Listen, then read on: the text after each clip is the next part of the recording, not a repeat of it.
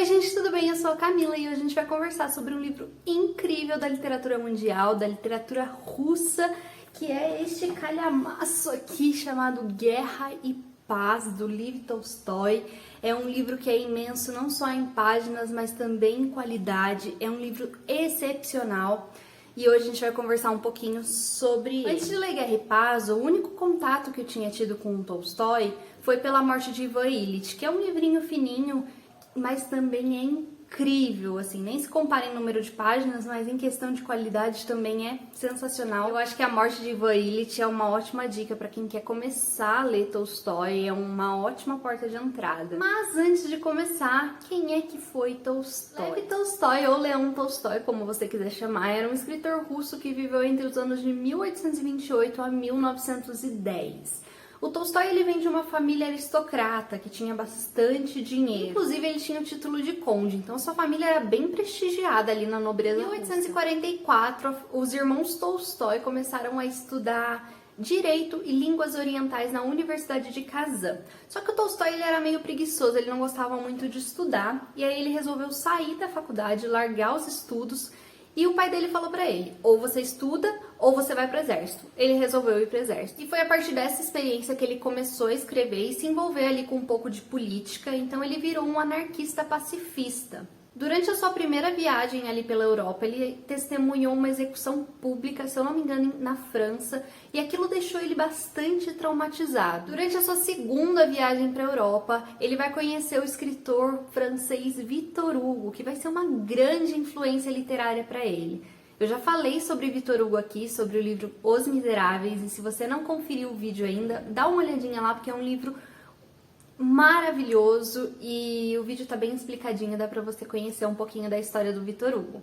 E foi sim uma grande inspiração pro Tolstói, a gente percebe isso na obra de Guerra e Paz, vários pontos parecidos com Os Miseráveis, então também tem a guerra, também tem essa questão das famílias. Então é bem bacana. O Tolstói viveu até os 82 anos de idade. E no final da sua vida ele renuncia à aristocracia e vai viver uma vida simples, sem dinheiro. Inclusive, esse é um dos fatos que inspira o Chris McCandless, que é aquele jovem que saiu, que largou toda a sua vida para poder viver na natureza selvagem.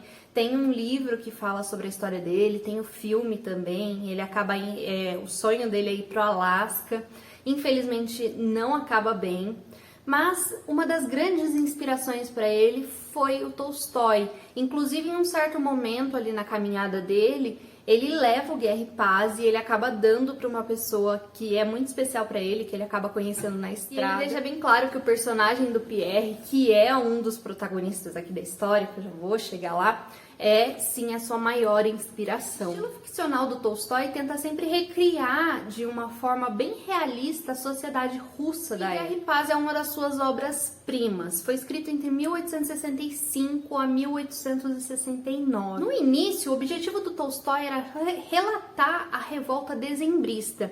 Só que acaba que ele vai caçando, vai investigando e a revolta dezembrista vai ficando só para os finaizinhos da história. E aí acaba que vai ter como foco a história essa briga entre Napoleão e o czar Alexandre I. E aí a gente tem que voltar um pouquinho para poder entender esse contexto histórico da época. No início do século XIX, Napoleão Bonaparte, um grande imperador francês, estava ali marchando com suas tropas para poder conquistar o máximo de territórios possíveis ali na Europa. E aí, em 1804, a Rússia, a Grã-Bretanha e a Áustria vão formar uma aliança que vai ser chamada de Terceira Coligação. Era meio que uma forma deles se defenderem do Império Francês. Na época, o exército russo não tinha uma formação adequada. A maioria dos comandantes do exército russo eram meio que indicados, então eram mais ou menos todos da aristocracia. E apesar de eles terem uma artilharia muito boa,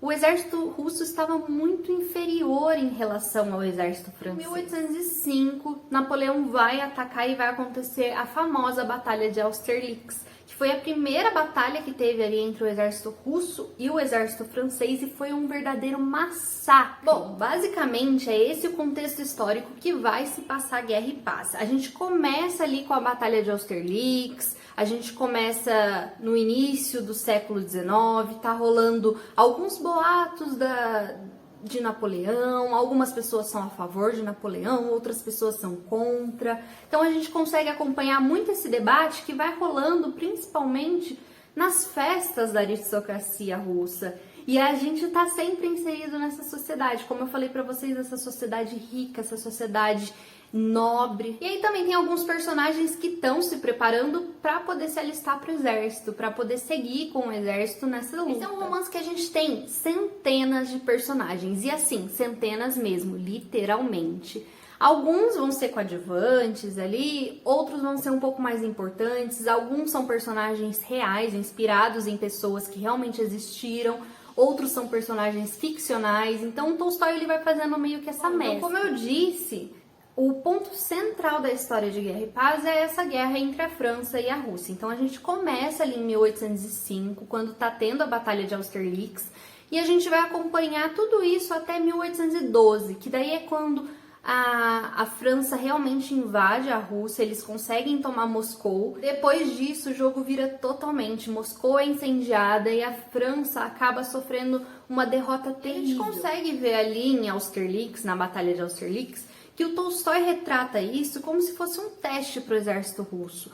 E claramente eles não estão preparados para a batalha. Mas não é só sobre guerra que o livro fala. A gente vai acompanhar também aqui na história 5 famílias que são muito importantes para a aristocracia russa e que elas vão meio que tendo um entrelaçamento ao longo do desenrolar do livro. O protagonista da história, que é a primeira família que eu vou citar para vocês, é o Pierre Bezukov.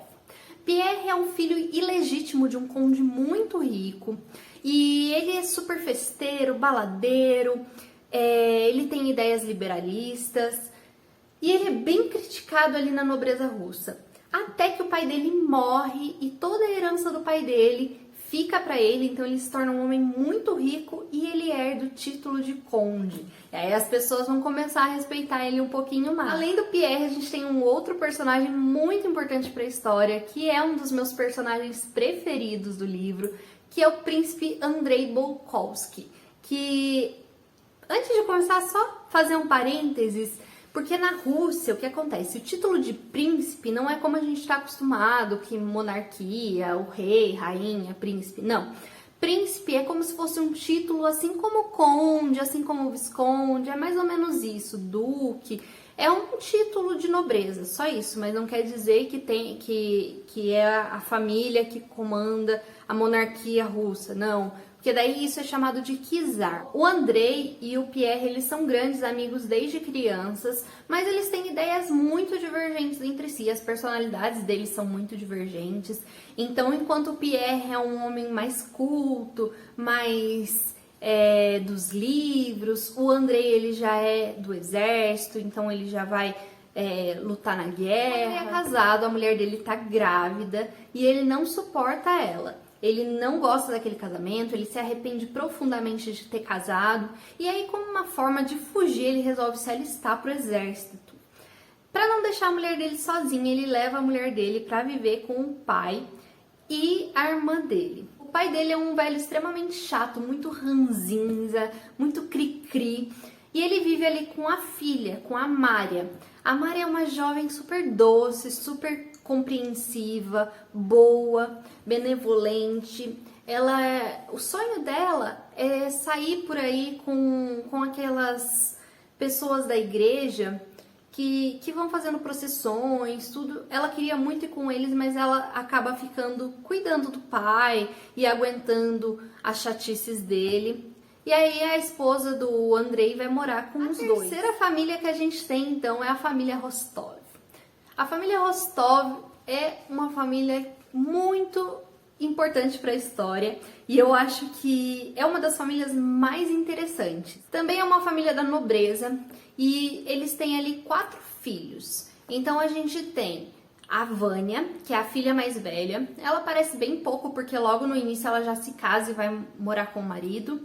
Aí a gente tem o Nicolau, que é sensacional também. Ele também é um rapaz muito inseguro em alguns momentos. É um rapaz que vai pro exército, ele é extremamente deslumbrado com a figura do czar, então é muito bacana de acompanhar. Aí a gente tem a irmã dele, a Natasha, que é uma jovem extremamente feliz, bonita, que apaixona todos aqueles rapazes que estão ao redor dela, todos ficam de queixo caído para ela, ela tem vários pretendentes. E o filho mais novo, que é o Petya, que no início da história, ali no início de 1805, ele é mais jovenzinho, mas no final do livro, ali em 1812, ele já tá na idade de se alistar pro exército e ele também acaba indo pro exército e aí a gente acompanha algumas histórias dele. Além deles, a gente tem a prima Sônia. A Sônia, ela é prima ali da família Rostov e ela é uma órfã muito pobre que a família acaba acolhendo para viver com eles. Ela é muito apaixonada pelo Nicolau. Eles meio que têm ali um afé. Eles, desde novinhos, já tem aquela concepção de que quando eles crescerem, eles vão se casar. Só que a mãe, a Condessa Rostova, ela não gosta muito dessa ideia de casar o filho com a Sônia. Porque ela espera que o filho dela se case com uma noiva rica. E então isso aí vai ser um problema ao longo da história. As três famílias, a do Pierre, a do Andrei e a família Rostov, são as famílias centrais. Mas a gente tem duas famílias que são ali coadjuvantes, mas também são muito importantes para a história. A gente tem a família do príncipe Vassili, que é o príncipe Vassili e os seus dois filhos, o Anatoly e a Helene. O príncipe Vassili, ele é um cara mais velho que quer ali ganhar em cima dos filhos. O filho dele, Anatoly, é extremamente mulherengo, ele é baladeiro, festeiro, ele não tá nem aí com nada. E a Helene também não fica muito atrás, porque ela também tem vários amantes. Em um certo momento, o príncipe Vassili vai empurrar ali a sua filha Helene para se casar com o conde Bezukov, com o Pierre. O Pierre não sabe muito bem como se posicionar, ele acaba aceitando esse casamento. É um casamento que não deixa ele feliz, mas ao mesmo tempo ele não sabe como sair dele. A Helene se casa com ele puramente por dinheiro, porque ela continua tendo seus milhares de amantes. Inclusive, não é nada escancarado, mas existem alguns indícios de que a Helene e o Anatoly têm ali uma relação incestuosa. E por conta disso, o Pierre ele se sente constantemente desajustado nessa situação, nessa vida que ele está vivendo. Em um certo momento ele vai duelar com um dos pretendentes, com um dos amantes da Helene. Esse duelo dá meio que errado e ele acaba ingressando na franco-maçonaria, que é uma sociedade também que é muito importante ao longo do livro. Por último, a gente tem um outro rapaz chamado Denisov e a mãe dele. O Denisov, ele não tem a nobreza das outras famílias. Ele, pelo contrário, ele é mais humilde, assim, ele também vai pro exército. O melhor amigo dele é o Nicolau Rostov. E o Denisov, ele tá sempre ali tentando crescer na vida. Então, tanto dentro do exército, ele vai tentando obter vantagens e procurando uma noiva rica. Bom, acho que eu falei de todas as famílias principais ali da história. Vocês estão vendo que são muitos personagens. Eu não tô brincando quando eu falo que são centenas de personagens. Mas tudo bem, a gente consegue acompanhar. Parece que no início a gente fica meio perdido, não vai conseguir decorar todos os personagens, entender tudo. Mas à medida que você vai lendo, é tão bem construído que você acaba se afeiçoando por esses milhares de personagens. O livro vai alternar passagens da guerra e passagens da vida desses personagens e como que a guerra vai influenciando nessa aristocracia. Porque, querendo ou não, isso vai ter uma influência na vida deles. Apesar do Tolstói ter escrito o livro, a maioria em russo, tem muitas partes aqui do livro, inclusive muitos diálogos que são em francês. E isso ele fez de propósito, para mostrar que naquela época a aristocracia russa era muito influenciada pelo francês. Inclusive tem alguns personagens que a gente até acompanha, eles nem sabem falar russo, eles só falam francês, apesar de terem nascido na Rússia. Aí, à medida que a guerra vai avançando e que eles vão percebendo que a França é uma inimiga da Rússia, eles começam até a se proibir em alguns momentos de falar o francês. Então, não, a gente não pode mais falar francês, porque senão a gente vai contra a nossa nação. É difícil a gente resumir essa obra em alguns minutos, porque é uma obra tão grandiosa e tão excepcional que eu recomendo muito que vocês leiam para entender o que eu tô falando. Tolstói ele vai abordar com bastante cuidado e precisão todos esses nobres da Rússia czarista, inclusive tratando assuntos que estavam muito em alta naquele momento, que eram a questão dos servos, a guerra, as sociedades secretas. Os personagens da história são tão ricos e abundantes que fica difícil a gente falar, esse é o protagonista. Mas acaba que o Pierre ali, ele tá no meio de tudo e ele vai trazendo uma mensagem muito bonita ao longo da história. Inclusive ele vai amadurecendo muito, muito. A gente acompanha desde aquele menino que era só um filho ilegítimo, festeiro, que não queria saber de nada com nada, até à medida que ele vai estudando, ele vai crescendo, ele vai se tornando um homem culto, inteligente. Então é muito bacana de acompanhar essa evolução do Pierre. No início a recepção de Guerra e Paz foi um pouco negativa, mas depois passou a ser uma das obras mais lidas na Rússia e inclusive uma das histórias mais bem aceitas para poder retratar a Guerra de 1812. Uma das coisas que o Tolstói relata aqui na história é que nem tudo que os historiadores contam é aquilo que realmente aconteceu. Aqui ele vai criticar Napoleão de uma forma assim imensa, porque eles dizem que Napoleão é um grande herói. E o Tolstói acaba com essa história. Ele diz que não, que o Napoleão não é tudo isso, né?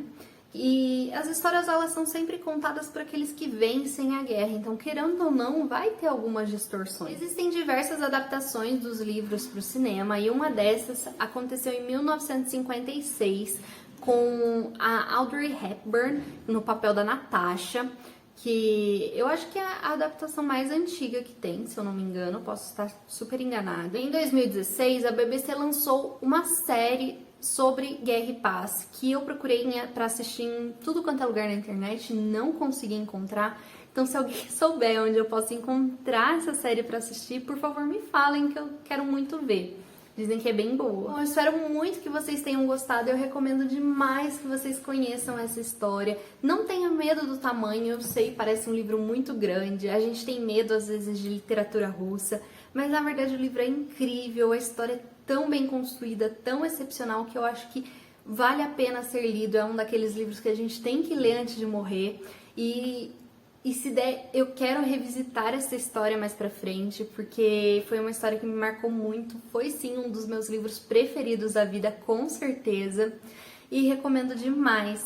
Espero muito que vocês tenham gostado do vídeo. Se vocês gostaram, não esquece de deixar o seu like pra me ajudar. Se inscreve se você ainda não for inscrito.